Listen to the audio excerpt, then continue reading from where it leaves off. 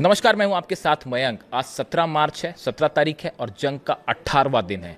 और देखिए, पिछले 24 से 48 घंटे में पूरी दुनिया में चर्चा है ईरान की डांसिंग मिसाइल की, सेजिल मिसाइल की। आपने देखा होगा कि किस तरह से सेजिल मिसाइल गिर रही हैं और बताया जा रहा है कि 24 घंटे के अंदर 30 से 35 सेजिल मिसाइल गिर चुकी हैं। लेकिन आपने सेजिल मिसाइल देखा, खुर्रमशहर 4 देखी, लेकिन अभी एंट्री होनी बाकी है ईरान की आईसीबीएम की, इंटर कॉन्टिनेंटल बैलिस्टिक मिसाइल्स की। बिल्कुल ठीक सुन रहे हैं आप। देखिए, बार बार ईरान की सेना की तरफ से बात कही गई, पहले भी कही गई थी जंग के पहले, और बीच में भी लगातार कही गई कि हमारे असली अटैक्स होने अभी बचे हैं, असली हथियार फायर होने अभी बचे हैं। अभी तो सिर्फ जो है, अभी तक बताया जा रहा है कि सिर्फ 700 मिसाइल्स फायर की हैं ईरान ने, जो अलग अलग अमेरिका के ठिकानों पे और इसराइल में हुई है। 700 मिसाइल्स फायर हुई है। कल आपने देखा होगा जिस तरह से पूरे दुनिया भर के मीडिया में जो है वो ईरान की डांसिंग मिसाइल की चर्चा थी, सेजिल की चर्चा थी, और हर शख्स ये बता रहा था कि 2000 किलोमीटर उसकी रेंज है और हाइपरसोनिक मिसाइल है और कोई उसे रोक नहीं सकता। और वाकई है भी ऐसा, बेहद खतरनाक। मैंने तो खुद उस पर पता नहीं कितने वीडियो बनाए हैं। लेकिन मुझसे बार बार एक सवाल पूछा जा रहा था कि आगे क्या और भी कुछ बड़ा होने वाला है। अभी ईरान की इंटर कॉन्टिनेंटल बैलिस्टिक मिसाइल बची हुई है। बड़े सारे एक्सपर्ट्स ये बात बता रहे हैं, बोल रहे हैं कि देखिए, बीच में जो खबरें आई थी कि एक ईरान से एक मिसाइल का टेस्ट हुआ था, करीब 2-3 महीने पहले, जंग के पहले जो टेस्ट हुआ था, और एक मिसाइल ट्रेवल करते हुए रशिया के ऊपर से जाते हुए साइबेरिया में गिरी थी। उसको ट्रैक भी किया था, कुछ मिसाइल्स जो ट्रैकर्स हैं उन्होंने उसको ट्रैक भी किया कि एक ऐसी जो है प्रोजेक्टाइल फायर किया गया जो कि साइबेरिया क्रॉस करते हुए, रशिया क्रॉस करते हुए साइबेरिया पर गिरा। उसके बाद ये चर्चा शुरू हुई थी कि ईरान ने आईसीबीएम बना ली है।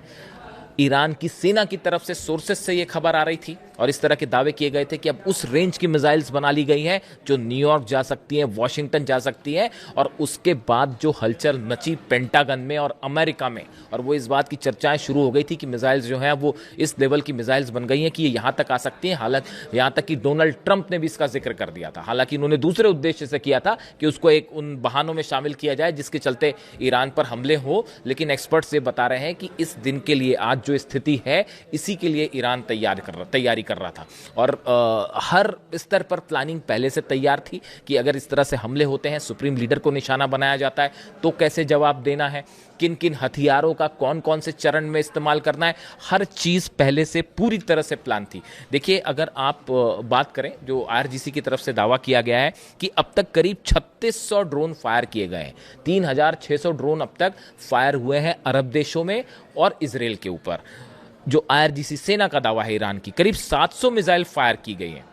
200 ठिकाने तबाह किए गए हैं, अलग अलग अमेरिका के, अरब में और इसराइल के, दोनों मिला के 200 ठिकाने तबाह किए गए। और 10 फाइटर जेट्स जो हैं वो गिरा दिए गए हैं, चाहे वो फ्यूल कैरिंग जो होते हैं प्लेन्स, उनको मिला के 10 जेट गिरा दिए गए हैं। ये दावा ईरान की सेना कर रही है।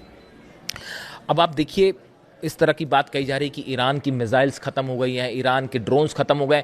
जितनी बार ये बयान आता है डोनाल्ड ट्रंप की तरफ से, उस रात को कई गुना ज़्यादा मिसाइल्स फायर हो जाती हैं। वो खार्ग आइलैंड पर जो खार्ग आइलैंड पर हमला किया, उसका बदला था। जो ये 30-35 मिसाइल्स एक बार में गिर गई इसराइल के ऊपर और भयंकर तबाही मची, वो उसका बदला था। जो यूएई पर हमले हुए, जो एयरपोर्ट के करीब ड्रोन गिर रहे हैं, 3 जो पोर्ट्स हैं दुबई के, उस पर लगातार हमले हुए, एक मिसाइल भी गिरी है बताया जा रहा है, ड्रोन से लगातार अटैक हो रहे हैं। ये सब के सब उस खार्ग आइलैंड का नतीजा था, उस खार्ग आइलैंड पर हमले करने का नतीजा था। और अब आप सुनिए आगे ईरान क्या करने की प्लानिंग कर रहा है।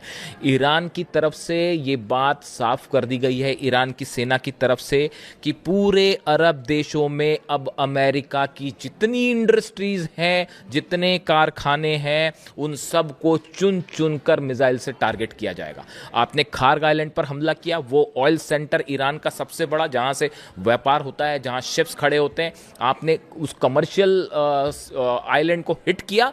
नतीजा होगा यूएई में, अरब में, जॉर्डन में, बहरीन में, हर जगह जितने कमर्शियल सेंटर्स हैं अमेरिका के, उन सब को लोकेट कर करके उन पर हमले किए जाएंगे, चाहे वो बैंक्स हों, चाहे इंडस्ट्रीज हों, कारखाने हों। इसी का नतीजा था यूएई पर जो हमले, क्योंकि जो प्लेन मैं आपको पिछले वीडियो में बता चुका हूं जो टेक ऑफ किए थे B-2 बॉम्बर्स, वो दुबई से उन्होंने टेक ऑफ किया था और उसी का ये नतीजा था। देखिए, मैं जो आपको ये बात बताऊं कि हाल ही में मेरे एक मित्र हैं जो कि यूएई से इंडिया आए, दुबई से भारत आए। मैंने उनसे ये सवाल पूछा कि वहाँ पे दुबई में क्या हालात हैं और वहाँ लोगों की क्या सोच है। एक तो उन्होंने मुझे बताया कि वो जिस अपार्टमेंट पे रहते हैं दुबई में, उसके ठीक पीछे वाले अपार्टमेंट पे एक ड्रोन स्ट्राइक हुई और वहाँ पे आग लग गई। मैंने उनसे पूछा कि जो दुबई की आम जनता है उनके मन में क्या बात है। जानते हैं उन्होंने क्या कहा? उन्होंने क्या कहा कि उन्होंने बताया कि दुबई के जितने लोग हैं, बाय एंड लार्ज अधिकांश लोग ये मानते हैं कि ईरान पर जो हमला हुआ वो गलत हुआ। ईरान पर जो स्ट्राइक की डोनाल्ड ट्रंप ने, ये बहुत बड़ी गलती थी और सुप्रीम लीडर को निशाना बनाने से दुबई के लोग भी खासे नाराज हैं। हालांकि आप देखिए, ये स्थिति जो है सिर्फ दुबई की नहीं है। जो आप अगर लोगों से बात करें, ये स्थिति सऊदी की भी है, यही बहरीन, जॉर्डन, सब देशों की है। जो ये देश है, यहाँ पे चाहे शिया हो चाहे सुन्नी हो, हर आदमी को ये बात इस समय खराब लगी है कि सुप्रीम लीडर को निशाना बनाया गया। लेकिन इन सब देशों की जो लीडरशिप है, जो पॉलिटिकल लीडरशिप है, वो अमेरिका के साथ है। देखिए, ये द्वंद्व हमेशा रहेगा। आप जितने मुस्लिम कंट्रीज देखें, अरब कंट्रीज देखें, उनमें सब में ये द्वंद्व बना हुआ है कि जो लीडरशिप है वो डोनाल्ड ट्रंप के साथ है और उनके बेसिस हैं अलग अलग। ईरान का भी यही कहना है कि हम आपको इसीलिए निशाना बना रहे हैं, आपके बेसिस को निशाना बना रहे हैं, क्योंकि अमेरिकन बेसिस हैं, अमेरिकन नेवी के जो अड्डे हैं, हम उनको निशाना बना रहे हैं। अमेरिकन जो इंटरेस्ट है, चाहे बैंक हो, चाहे इंडस्ट्री हो, या जो भी कमर्शियल कॉम्प्लेक्स है, हम उसको निशाना बना रहे हैं। आप अपने बेसिस का इस्तेमाल करने मत दीजिए, हम हमला नहीं करेंगे। लेकिन जब तक इन अरब कंट्रीज के बेसिस का इस्तेमाल होता रहेगा, हमला यूं ही चलता रहेगा। और चाइना और रशिया के सैटेलाइट्स जो हैं वो हर चीज़ प्रोवाइड कर रहे हैं। अब ये स्थिति देखिए, आप यूएई से फ्लाइट्स डिस्टर्ब हो गई बुरी तरह से और एयरपोर्ट पर खतरा मंडरा रहा है। अब देखिए, इसके अलावा जो बड़ी खबर है, डोनाल्ड ट्रंप एक नया प्लान तैयार कर रहे हैं कि कुछ कंट्रीज के साथ मिलकर, अब साथ कौन आएगा ये पता नहीं। फ्रांस मना कर चुका है, जर्मनी मना कर चुका है, इटली मना कर चुका है, ब्रिटेन मना कर चुका है, उधर साउथ कोरिया जैसे देश भी साथ आने को तैयार नहीं, जापान भी तो अब किसके साथ मिलकर फोर्स बनाएंगे पता नहीं। लेकिन कहा जा रहा है कि वो जल्दी ही एक ऐसी सेना का अनाउंसमेंट कर सकते हैं जो मिलकर अपनी फोर्स जो है वहां भेजेगी। अब केशम जो आइलैंड है, खार्क पर हमला हुआ। अब इसी तरह बताया जा रहा है कि केशम जो आइलैंड है, इसके आसपास अमेरिकन फोर्सेस हैं और जो उनका एक नया ट्रिपोली, उनका जो यूएसएस ट्रिपोली आ रहा है, अपने साथ 2500 सैनिक लेके आ रहा है, वो भी करीब पहुंच रहा है। और बताया जा रहा है जो प्लान है वो ये प्लान ये है कि हॉर्मूज के ऊपर सबसे पहले, हॉर्मूज के आसपास जो ईरान के हथियारों के अड्डे हैं, उनके ऊपर B-2 बॉम्बर्स से हमला हो सकता है। ये पहला स्टेप होगा। उसके बाद हॉर्मूज का जो एंट्री और एग्जिट पॉइंट है, इसको कब्जे में लिया जाएगा और उसके बाद जो है वहां पर मरीन्स को उतारा जाएगा। ये 3 पॉइंट एजेंडा है जिस पर डोनाल्ड ट्रंप काम कर सकते हैं। मैंने कुछ एक्सपर्ट से बात की कि भाई, अगर हॉर्मूज में ग्राउंड ऑपरेशन होता है, मरीन्स उतरते हैं, तो वो कैसे ऑपरेट करेंगे। तो ये 3 तरीके बताए कि पहले B-2 बॉम्बर से हमले किए जाएं, ईरान के जो मिसाइल सेंटर्स हैं या जो हथियार हैं आसपास, उन पर हमला हो, फिर दोनों एंट्री और एग्जिट प्लान पर हमला हो, एंट्री और एग्जिट पर हमला हो, उसके बाद मरीन्स आए। लेकिन इसके लिए ईरान पहले से तैयार है। ईरान हर चीज़ पर आप देखिए पहले से तैयार है। पहले मिसाइल्स कौन सी फायर हुई, जो कि इनिशियल लेवल की मिसाइल्स थी, या ड्रोन्स जो कि ऐसा था कि जिनका मकसद ये था कि पेट्रियट थर्ड और आयरन डोम की जो मिसाइल्स हैं, या डेविड स्लिंग है, एरो है, इनकी जो डिफेंस मिसाइल्स हैं, इसको ख़त्म करना।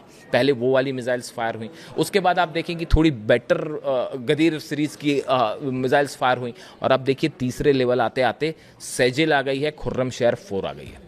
यानी ईरान ने एक बड़ी स्ट्रैटेजी तैयार करी। आप वॉर की स्ट्रैटेजी बात करें, 31 जो सेंटर्स हैं, अलग अलग एरियाज हैं ईरान के, सब में हेडक्वार्टर्स बना रखे गए हैं। आप कितने हेडक्वार्टर्स को उड़ाओगे? हर जिले में समझ लीजिए आप 31 डिस्ट्रिक्ट्स ईरान के, या 31 एरियाज जो हैं ईरान के, उनको अलग अलग डिवाइड किया गया। उसमें हर जगह 2-2, 3-3 हेडक्वार्टर्स बनाए गए हैं कि अगर एक तबाह हो जाएगा तो दूसरा ऑपरेट करेगा, दूसरा तबाह हो जाएगा तो तीसरा ऑपरेट हो जाएगा। ऐसे 31 एरिया में हर जगह 3-3 हेडक्वार्टर्स बनाए हुए हैं। सबको मिसाइल्स दी जा चुकी हैं, सबको ड्रोन्स दिए जा चुके हैं और सबको कहा गया है कि आप बस अब आपको फायर करना है, स्टेज पर फायर करना है। ये भी तय कर दिया गया है कि एक दिन आपको इतने ड्रोन्स फायर करने हैं, इतनी मिसाइल्स फायर करनी है। पहले चरण में ये फायर होगा, दूसरे चरण में ये फायर होगा, थर्ड स्टेज में। ईरान ने एक लंबी वॉर की तैयारी कर रखी है और उस स्टेज के हिसाब से चीज़ें आगे चल रही हैं। इन्होंने बीच में जो है कुछ ईरान ने मिसाइल्स अटैक अपने स्लो किए, तो इन्होंने इनके बयान आने लगे कि वो मिसाइल्स खत्म हो गई है। जैसी बयान आया मिसाइल खत्म हो गई है, उसी रात जो है वो 30-35 मिसाइल्स गिर पड़ी इसराइल के ऊपर। तो ये एक स्ट्रेटजी होती है वॉर की, अलग अलग। जो समझता होगा वो समझेगा इस बात को कि प्रोलॉन्ग वॉर कैसे किए जाए, इसके लिए जो है वो तैयारी है। कुल मिला के जो ये तेल का खेल है, ये इस बार डोनाल्ड ट्रंप को और अमेरिका को पड़ गया है बहुत भारी। और हॉर्मूज में बताया जा रहा है, जैसा मैंने बताया आपको, 5 से 7 हज़ार जहाज जो हैं वो ऑलरेडी खड़े हुए हैं। और अब एंटी माइंस जो माइंस बिछी हुई हैं उसको वहाँ जाके हटाना, चाइना ने भी कह दिया हम भी साथ नहीं है। ऐसे हालात में वहाँ जाके माइंस हटाना अपने आप में एक बड़ी समस्या है। और सऊदी में, दुबई में, कतर में जितने देश हैं, खास तौर पर जो इकोनॉमिकली एडवांस्ड कंट्रीज़ हैं जहाँ पे अमेरिकन इंटरेस्ट हैं, वो सब बिजनेस इंडस्ट्रीज़ निशाने पर हैं जिन पर कभी भी बड़ा अटैक हो सकता है। और ICBM का इंतज़ार कीजिए। जो सेना ने दावा किया था, ईरान की सेना के दावे बड़े सोच समझ के किए जाते हैं, और उनका दावा था कि हमने उस रेंज की मिसाइल टेस्ट की है। अब सोर्सेस इस तरह की बात कर रहे हैं कि अभी वो स्टेज भी आनी बाकी है जिसमें हो सकता है कि 7 से 10 हज़ार किलोमीटर वाली कोई मिसाइल जो है वो फायर कर दे ईरान। लेकिन शायद उसका वक्त का सही वक्त और सही जगह का चुनाव ईरान की सेना करेगी। तो देखते जाइए अभी और क्या क्या सरप्राइज आते हैं। वीडियो कैसा लगा कमेंट करके बताइए। Thank you so much.